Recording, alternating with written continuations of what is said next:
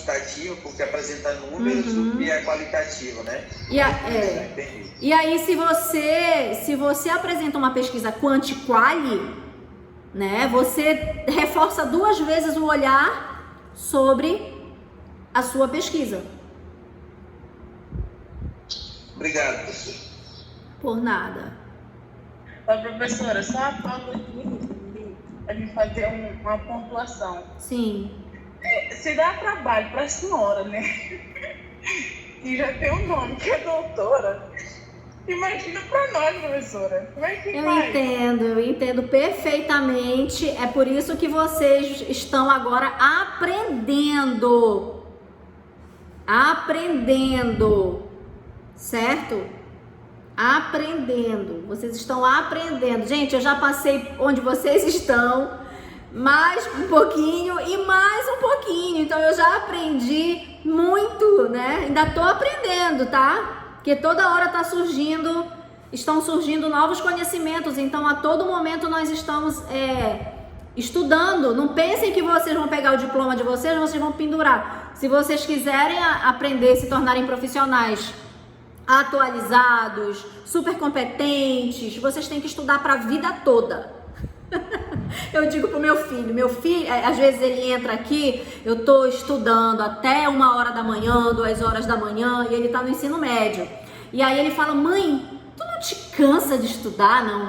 Eu falo: eu canso, mas eu preciso, né? Então é uma questão assim, não tem para onde correr. Quando você tá nesse meio, você tem que estudar, você precisa estudar. Mas eu faço isso com amor, com grande amor que eu tenho pela minha profissão.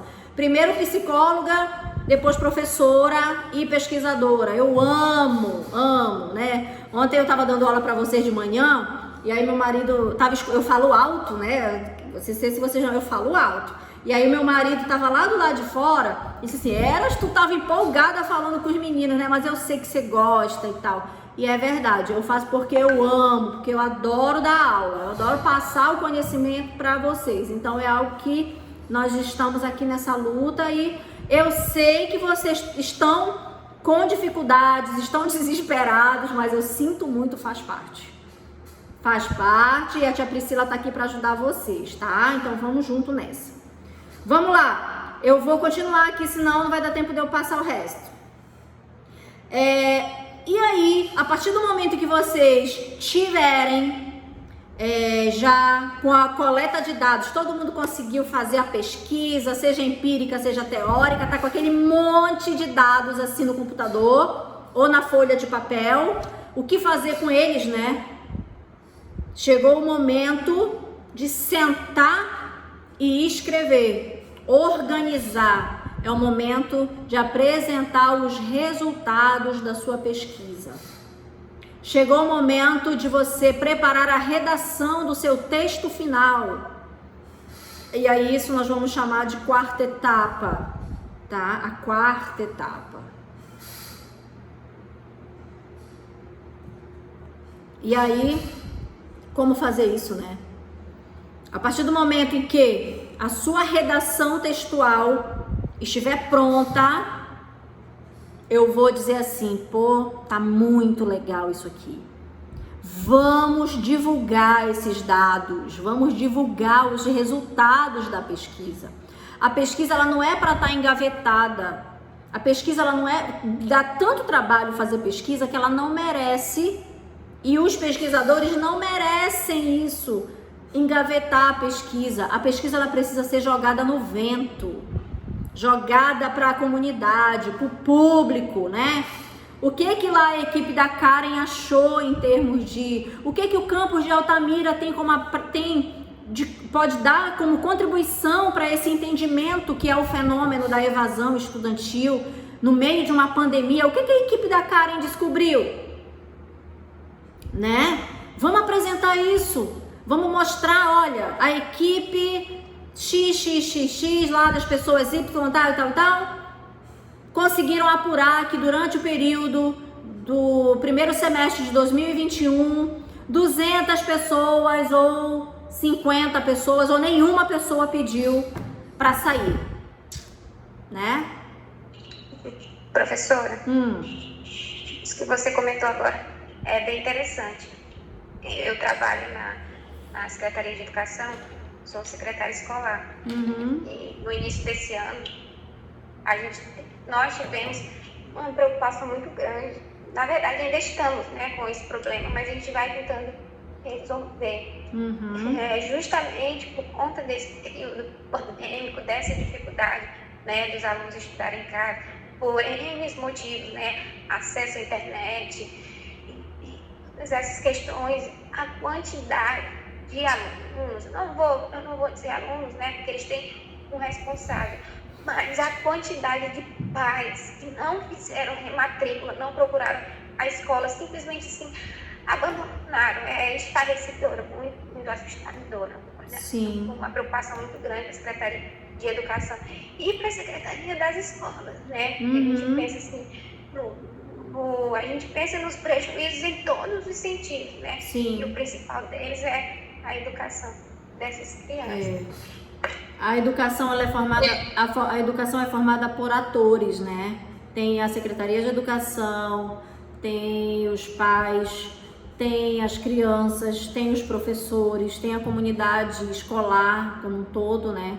Então, o prejuízo, ele é global, o prejuízo é sistêmico, não é só para as crianças, mas os professores também, né? Mas a educação, o fenômeno educacional de modo geral, né? Então, é uma problemática hoje que vocês não podem passar por isso sem pensar sobre isso. Quais os impactos, né, na área educacional que a Covid-19 está provocando?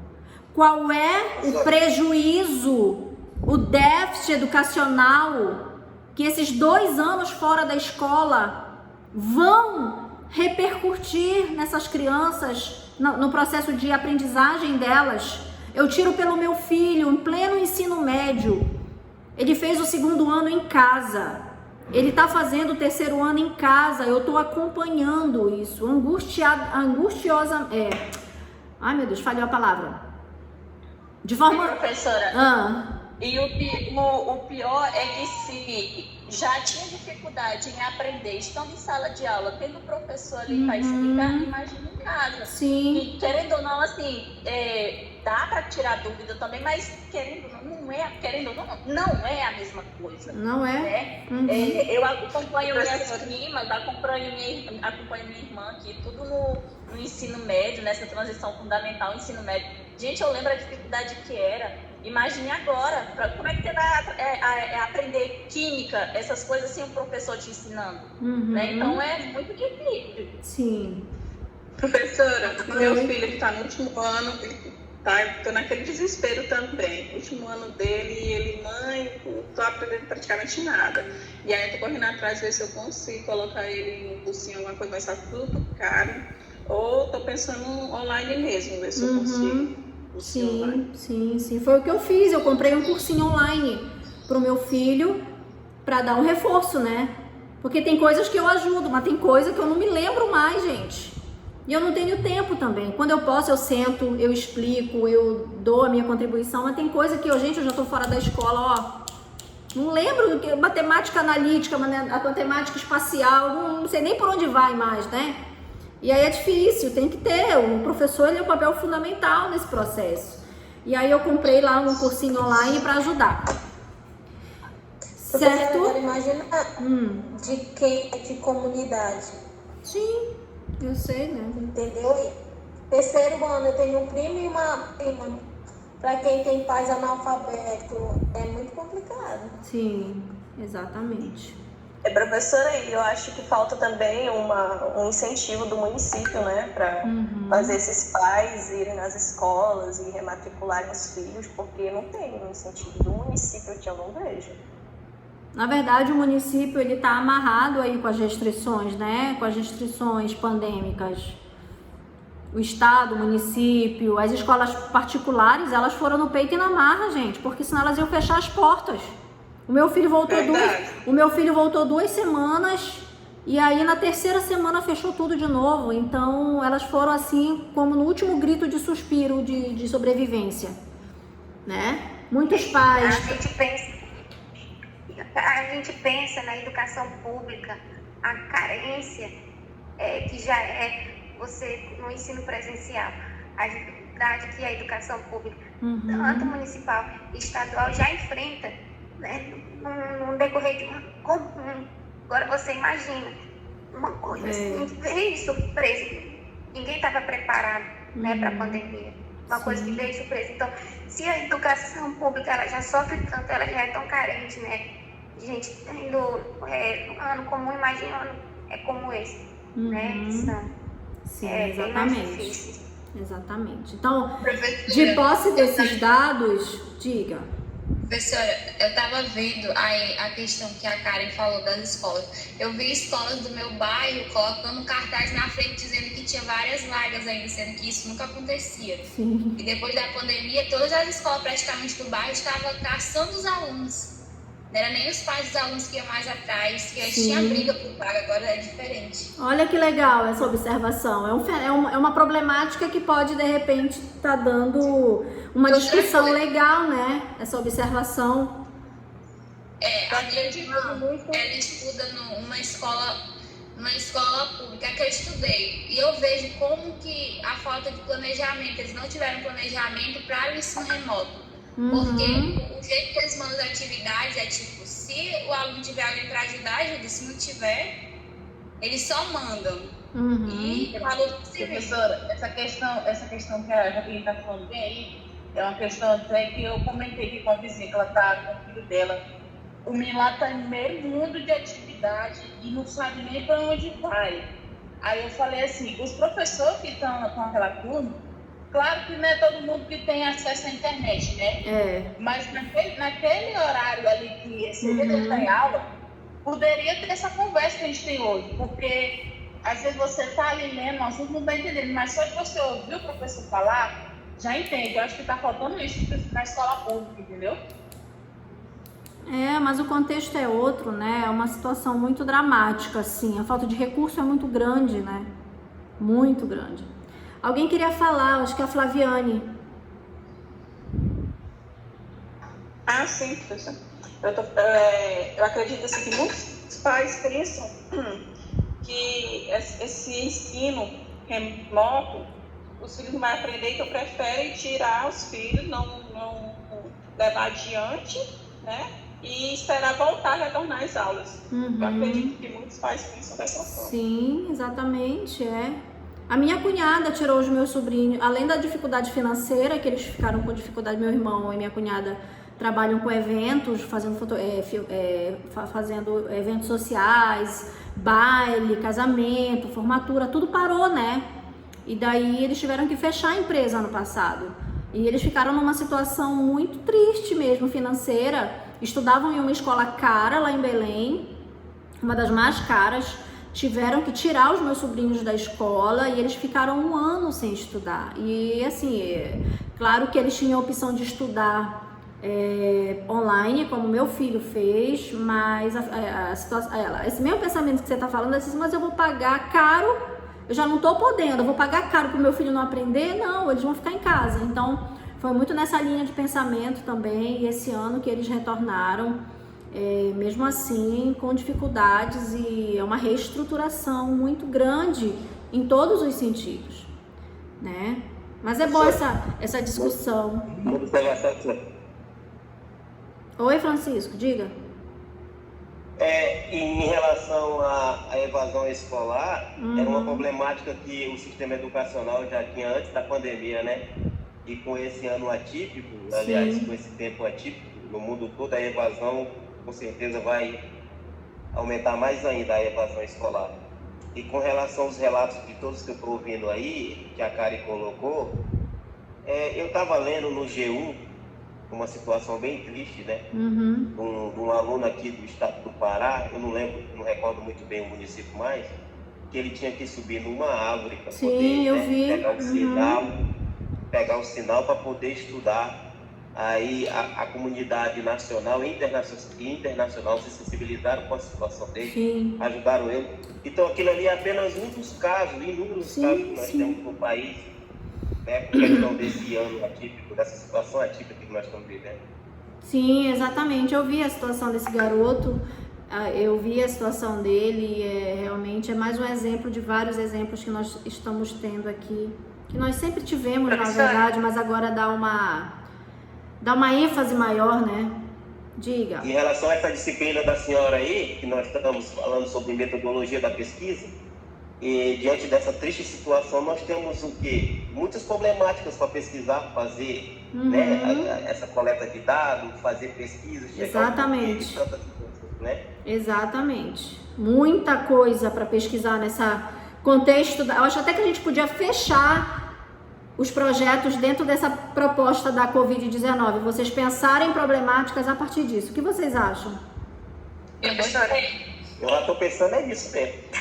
Legal, professora, que é um tema bem atual, né? Eu acho que a gente tem condições também de publicar mais fácil os nossos artigos também, entendeu? Sim. No caso, eu estou focado aqui na inclusão digital nesse contexto, né? Porque nós estamos falando porque essa pandemia, ela atingiu vários setores. A educação, ela atingiu, a educação, quando ela atinge, ela não faz acepção de pessoas, entendeu? Sim. Ela prejudica todo mundo. E aquela classe mais vulnerável ainda, por questão da financeira, as tecnologias custam caro, nem todo mundo tem acesso, como já foi falado aqui na aula. Então tem todos esses pressupostos aí, né?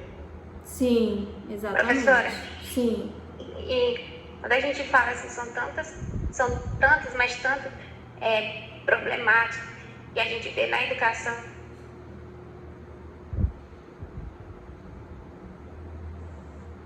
Cortou, Karen, cortou o teu áudio. Oi? Tá pra ouvir? Agora sim. Tá, então assim, são tantos problemas que gera uma preocupação e uma comoção muito grande na gente, né? Pode ver que quando a gente começou a falar desse período pandêmico, o tanto de coisa que apareceu, e o Jefferson, ele comentou no chat agora há pouco, sobre a situação das pessoas que vivem na zona rural. Sim. Dos alunos que já têm dificuldade no acesso à educação e no cotidiano normal. Agora você imagina na pandemia como que os alunos de zona rural vão fazer acesso ao ensino remoto, né? Onde é uma realidade assim praticamente inexistente para eles, né? Ter esse tipo de acesso a essas tecnologias e a essas coisas, né, que a gente tem dentro da cidade. Sim. Ô, professora, eu fiz um projeto de aula com esse tema, inclusive, que a Karen está falando, na disciplina de fundamentos da história, né? Porque pra gente estava querendo pensar algo fora da caixinha, né? Para como ensinar esses alunos em tempo de pandemia, já que não tem os mesmos recursos que tem na zona urbana e tal, essas coisas. A gente fez um pequeno projeto de aula e foi muito bom. A gente explorou algumas áreas assim que a gente achava que não seria capaz, né? Mas foi muito interessante isso. Sim, gente, tem que planejar, tem que pensar nas problemáticas e apresentar propostas, né? Que ajudem a resolver esse problema que nós estamos vivendo agora. Né? Não adianta nós levantarmos as problemáticas, porque são inúmeras, mas nós temos que apresentar as propostas, né, que possam melhorar. No final de todo o artigo, os autores dos artigos, eles têm um espaço onde podem sugerir ali, né? Na redação do Enem também é assim, né? No último parágrafo lá da redação do Enem, você tem que apresentar uma proposta de intervenção, não é isso? Né? Uma proposta de intervenção. E aí, lá no artigo também, você tem que apresentar ali uma proposta, algo que possa contribuir. Não é só simplesmente pegar a problemática, coletar os dados, jogar a problemática para a comunidade ver, mas sem apresentar uma proposta. Então, eu acho que esse é o nosso desafio aqui, pensar nessas propostas, pensar nesses temas, pensar nessas problemáticas, para que nós possamos dar a nossa contribuição também. Então, isso tudo faz parte da divulgação da pesquisa, né? Para quem que nós vamos divulgar a pesquisa? Né? Nós vamos divulgar para a comunidade acadêmica, Nós vamos divulgar para os sujeitos participantes da pesquisa, tá? Para os professores que vão participar, para os pais que vão participar, para as escolas que serão sujeitos da tua análise, para as universidades, para todos os espaços onde você vai lá e vai usar aquele espaço para fazer a tua pesquisa, né? Então nós temos uma obrigação ética de divulgar isso, né? Nós temos que dar esse retorno. E aí, além desses canais que nós temos que publicar a nossa pesquisa, nós temos que levar as nossas pesquisas para conhecimento da comunidade de modo geral, não acadêmica, através das revistas, através dos eventos, né, os congressos. Aí vai lá a equipe da Karen no congresso de educação, como é que chama? O ENEP, né? Vai lá o ENEP, apresenta os dados aqui que ela realizou no campo de Altamira. Olha que legal, dá cara, né, dá visibilidade para o que vocês fizeram. Isso é muito importante, gente. Isso faz parte da vida acadêmica. Não é, a vida acadêmica ela não é só sentar na sala de aula, ler livro, ler artigo, fazer trabalho, apresentar seminário. Isso é muito importante, mas viver esse outro lado científico também, participar dos projetos de pesquisa também, isso tudo é importante, porque no final vocês estarão ali sendo formados dentro dessa comunidade científica, e aí tudo isso gera pesquisa, vocês têm que publicar, encher o currículo Lattes de vocês em termos de publicação. Deem uma olhada no meu currículo Lattes, coloquem lá Priscila Belamendi de Souza, _Lattes. Vejam, quando foi que eu comecei a publicar? Vocês vão ver assim umas 10 páginas de currículo Lattes. Mas vejam quando foi a minha primeira publicação, em 1990, e lá vai bolinha. Quando eu ainda era estudante. Comecei a construir quando eu entrei na universidade como estudante. E quando eu entrei, os meus professores falaram assim, já tem currículo Lattes? Eu olhei para eles e falei, o que é isso? Não sabia. E aí eu aprendi e eu comecei a alimentar o meu currículo Lattes através do que eu produzia. Eu fui ser aluna de iniciação científica. Eu comecei sem bolsa, depois eu ganhei uma bolsa. Na minha época não tinha auxílio permanência, não tinha nenhum desses auxílios. Era muito difícil nós conseguirmos uma bolsa, CNPq liberar. Então eram aqueles alunos que se destacavam, que conseguiam. Eram aqueles alunos que começavam trabalhando de graça e por reconhecimento ganhavam uma bolsa. Hoje em dia tá fácil, tem os editais, mas os alunos eles não vão. Às vezes a gente tem que ficar caçando o aluno para participar do nosso projeto. Ficar caçando o aluno para participar voluntariamente, não quer ir voluntariamente, só quer ir se for com bolsa. Não é assim que as coisas funcionam, gente. Eu entendo que todo mundo tem fome, todo mundo precisa pagar as suas contas. Eu entendo isso, eu também já passei por isso. Mas chega um momento que tem que ser sacrifício. Senão não consegue vencer, não consegue. Acho que é um sacrifício para contribuir, né? Sim, com a sociedade. Né? Exatamente. Então, isso tudo faz parte do desenvolvimento acadêmico de vocês. Professora. Oi. Nós já vamos ter que parar. Eu vou ter que dar aula síncrona amanhã para vocês também. Professora. Diga. Sou eu, Tadeu. Professora, a senhora estava falando sobre esses canais, né, de divulgação da nossa pesquisa. Eu gostaria de saber um pouco mais sobre o Qualiscapes, que é uma coisa que a gente pouco ouviu falar, não sei nem se algumas pessoas aqui da turma já ouviram falar, mas uma vez eu conversei sobre isso com a professora Marileia, e ela falou assim de forma vaga para mim, né? Ela disse que eu ia entender um pouco mais na frente. Poder falar porque nós vamos ter, eu vou iniciar aqui para vocês terem uma ideia o que é o Qualiscap, tá? Nós temos as revistas que nós publicamos. Então existe uma plataforma chamada Plataforma Sucupira, nome engraçado, né? Plataforma Sucupira, Plataforma Sucupira. E aqui na Plataforma Sucupira você pode pesquisar qual é a classificação que as revistas têm em termos de avaliação. A CAPES avalia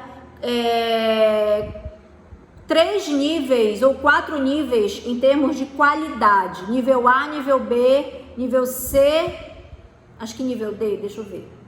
E nível D, tá? As revistas classificadas em nível D ou nível C são aquelas assim, bem, que não tem muita expressão, sabe? Agora, você publicar numa revista A1, A2, B1, B2, são revistas assim internacionais ou são revistas nacionais de muito peso científico, tá? Então, aqui na plataforma Sucupira, olha, sucupira.capes.gov.br, é chamado Plataforma Sucupira. E aqui você pode saber, ó, tudo que você quiser saber em termos de qualis. Aí você quer saber, por exemplo, a revista de educação especial que eu publiquei. Vamos lá, qualis. O que é o qualis periódico? É um sistema usado para classificar a produção científica dos programas de pós-graduação no que se refere a artigos publicados em periódicos científicos, tá? Análise de qualidade. Qualis afere a qualidade dos artigos e de outros tipos de produção a partir da análise da qualidade dos veículos de divulgação, ou seja, periódicos científicos. A função do qualis é exclusivamente para avaliar a produção científica dos programas de pós-graduação. Qualquer outro uso fora do âmbito de avaliação dos programas de pós-graduação não é de responsabilidade da CAPES, tá? Então, você quer saber, por exemplo, a classificação de uma revista? Você vem bem aqui, faça a sua pesquisa. Aí eu vou colocar aqui aquela revista que eu publiquei lá. Revista Brasileira de Educação Especial. Vamos ver o que aparece aqui. Buscar, tá vendo? A minha internet está muito lenta. Então, olha lá, vai aparecer aqui, um bocado de coisa. Aí vem bem aqui, qualis periódico, ó. Tá vendo aqui? Vai abrir essa página. Aí você vem aqui. A última classificação aconteceu entre 2013 e 2016. Você vem aqui. Área de avaliação, vamos lá. Educação. E SSN, eu não sei se vai aparecer aqui. Eu tenho que abrir, vou colocar aqui. Revista Brasileira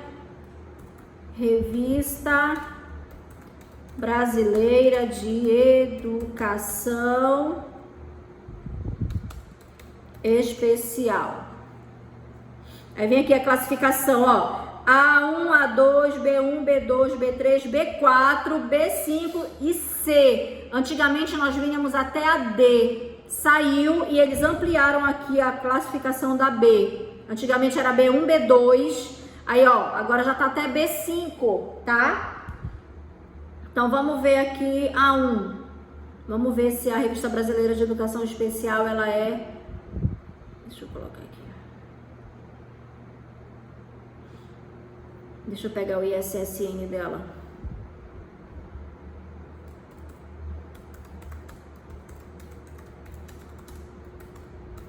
Estão acompanhando aí? Sim. Professora, isso B1, B2 é nota? É classificação. Aqui o ISSN, ó, bem aqui, tá vendo? O C sem valor. O C, ele é aquele bem chinfrim, como diz a minha mãe, chinfrim.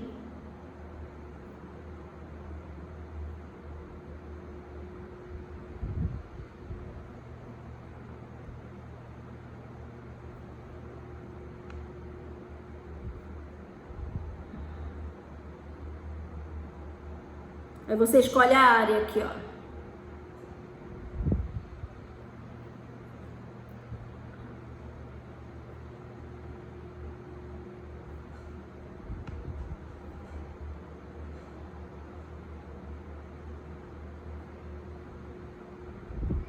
Aqui. A Revista Brasileira de Educação Especial, ó, ela é uma revista B1. É uma revista de boa classificação, não é excepcional. As excepcionais, elas são as revistas A1 a 2, tá? De B1 é boa, B2 é boa, de B3 é regular, tá? Chegou aqui, você tá bem classificada. As revistas A1, elas são internacionais ou são revistas bem conceituadas. Deixa eu ver aqui. Paideia. Que foi aquela revista que eu falei, né? Ontem pra vocês. Ela é da USP. Revista Paideia. Deixa eu ver o ISSN dela. O ISSN, gente, ela é como se fosse a identidade, tá? A identidade da revista.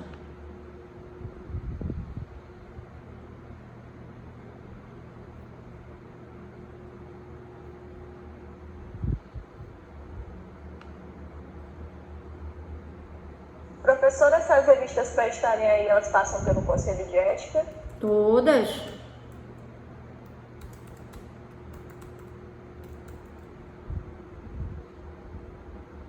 Acho que ela é uma A2, vamos ver.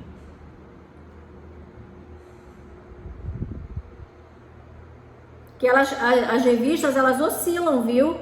Elas podem, um ano elas podem ser A1, outro ano elas podem ser A2, elas oscilam. Revista Professor, depois essa avaliação, né? Esse tipo de categoria, eu acho. Ela muda, né? Parece muda. Triênio, uma coisa assim. Ela muda, ó. Esse aqui é quadriênio, ó, entre o ano 2013 a 2016. Mas nós já tivemos aqui o primeiro que foi de 2010 a 2012. Isso aqui vai mudar, com certeza. Vai depender muito da qualidade dos artigos que são enviados. Professora, depois a senhora explicar essa questão a senhora está explicando aí da plataforma, eu queria fazer uma pergunta. Sim. Só depois a terminar aí. Não, pode fazer. Pode? Tá. Pode. Não é bem relacionada a essa questão aí não, mas a dúvida é a seguinte.